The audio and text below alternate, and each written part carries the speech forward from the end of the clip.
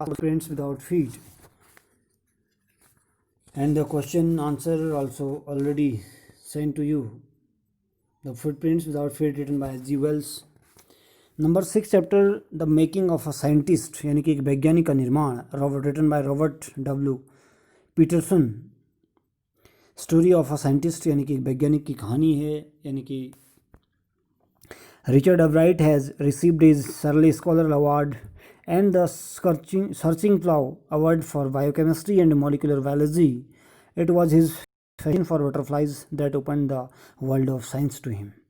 कहते कि रिचर्ड अवराइट एक वैज्ञानिक है जिन्होंने कोशिकाओं पर कार्य किया और उनका जो शोध कार्य है वो तितलियों से प्रारंभ हुआ. उनको इसके लिए सर्ले स्कॉलर अवार्ड और searching plough award in biochemistry और मॉलिकुलर बायोलॉजी के क्षेत्र में मिला. और जो उनका फैसिनेशन था, बहुत ज़्यादा आकर्षण था बटरफ्लाइज़ के ऊपर.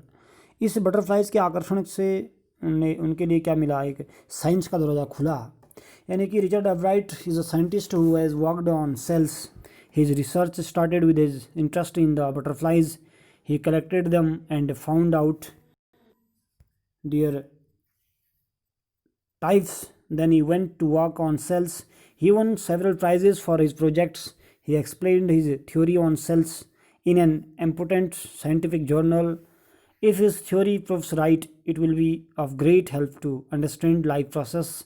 He had all the qualities that go for the making of a scientist. He is not only a scientist but also an all-round personality also. Richard Ebright क्या है, बायोकेमिस्ट्री और मॉलिकुलर बायोलॉजी के लिए Searle scholar पुरस्कार तथा Tsering plough पुरस्कार प्राप्त हो चुका है इनको. यह तितलियों के प्रति उनका आकर्षण ही था जिसने उनके लिए विज्ञान के संसार का दरवाज़ा खोल दिया.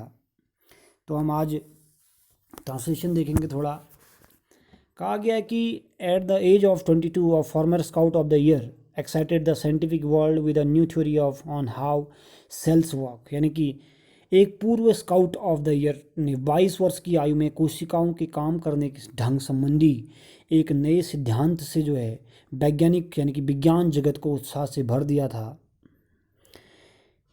Richard H Ebright and his college roommates explain the theory in an article in the proceeding of the. कमरे के साथी ने proceedings of the National Academy of Science पत्रिका के एक लेख में उस नए सिद्धांत को समझाया था.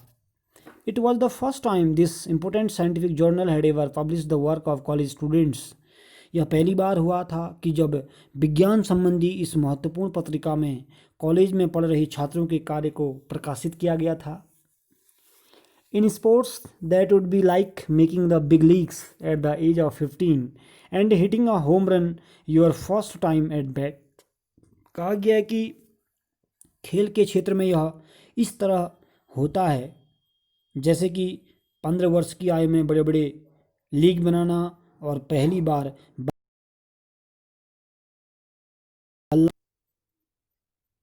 For Richard Albright, it was the first in a long string of the achievement in science and other fields, and it all started with the butterflies. कहते हैं कि रिचर्ड अवराइट के लिए यह विज्ञान और अन्य क्षेत्रों में उपलब्धियों की एक श्रृंखला में पहली थी और यह सब किससे शुरू हुआ था, तितलियों से शुरू हुआ था,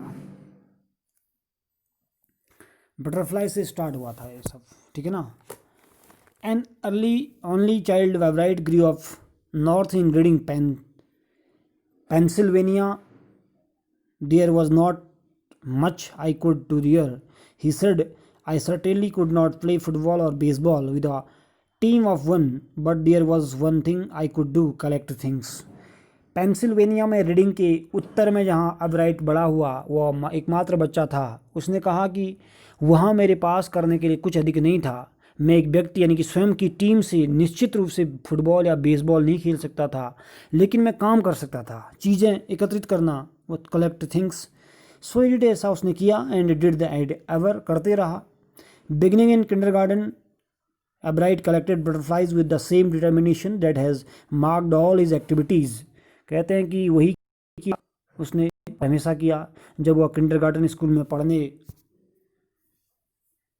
लगा या पढ़ने वाला छोटा बच्चा था तभी से उसने शुरू करके ब्राइट ने उसी दृढ़ निश्चय से तितलियों का संग्रह किया जो उसकी सारी गतिविधियों की पहचान बन गया, ऐसा कहते हैं। He also collected rocks, fossils and coins.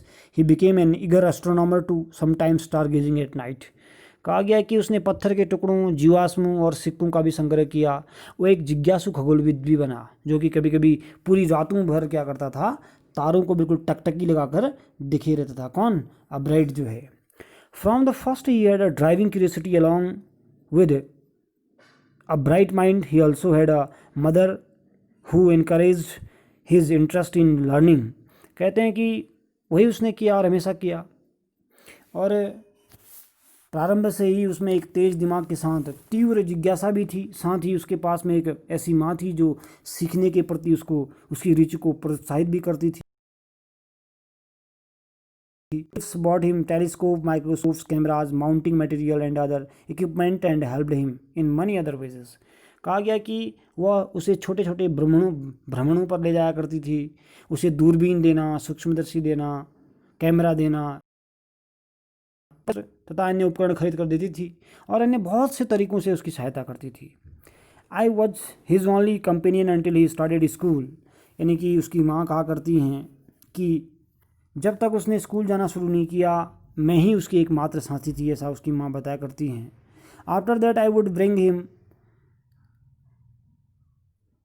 His mother said after that I would bring home friends for him but at night we just read things together. Richie was my whole life after his father died when Richie was in 3rd grade। कहते हैं कि वह उसे छोटे छोटे भ्रमणों पर ले जाया करती थी। उसकी माँ कहती हैं जब तक उसने स्कूल जाना शुरू नहीं किया था, मैं ही उसकी एकमात्र साथी थी। उसके बाद में मैं उसके लिए मित्रों को उसके घर बुलाती थी, लेकिन रात में बस हम दोनों जो हैं साथ मिलकर काम करते थे। जब रिची 3री कक्षा में था उस समय उसके पिता की मृत्यु हो गई थी। पिता की मृत्यु हो जाने के बाद रिची जो है मेरा संपूर्ण जीवन है था, ऐसा उसकी मदर बताया करती हैं। ठीक है ना। तो थोड़ा आज स्टार्टिंग है, यहीं तक लेते हैं उसको हम। He wanted to learn, he liked it. ठीक है ना,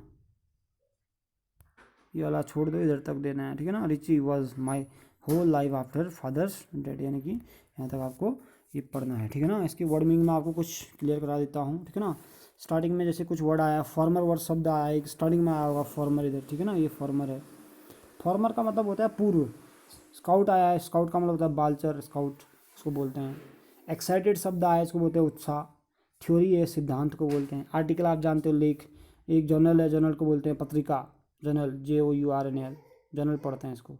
पब्लिश्ड है, पब्लिश्ड मैंने छाया यानी कि प्रकाशित करना। लीक्स है, लीक्स मैंने समूह को बोला जाता है। सर्टेनली शब्द आया, सर्टेनली मैंने निश्चित रूप से होता है। ठीक है ना। डिटर्मिनेशन शब्द आया है, डिटर्मिनेशन में दृढ़ निश्चय बोलते हैं। ठीक है ना। एस्ट्रोनॉमर एक शब्द है इसमें, एस्ट्रोनॉमर का मतलब होता है खगोलविद।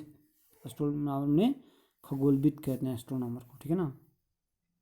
उसके बाद ऐसे वर्ड इसमें स्टार गेजिंग है, यानी कि तारों को टकटकी लगाकर देखना, स्टार गेजिंग बोला जाता है। ठीक है। ड्राइविंग है, ड्राइविंग में होता है तीव्र। क्यूरियोसिटी आप जानते हैं जिज्ञासा को बोलते हैं। ठीक है ना। इनकरेज, प्रोत्साहित करना। इंटरेस्ट का मतलब होता है रुचि लेना। ट्रिप्स भ्रमण को बोलते हैं। और टेलीस्कोप आप जानते हैं दूरबीन को जाता है। माइक्रोस्कोप आप सूक्ष्म कहते हैं। माउंटिंग मटेरियल होते हैं यंत्र जिन्हें बिल्कुल किस पर रखा, तिपाही पर रखा जाता है। इक्विपमेंट्स हैं, उपकरण ऐसे फिजिकल, शारीरिक बोलते हैं। ठीक है ना। यहाँ तक के वर्ड मीनिंग करने हैं आपने और इसका ट्रांसलेशन करना है। नेक्स्ट वीडियो में फिर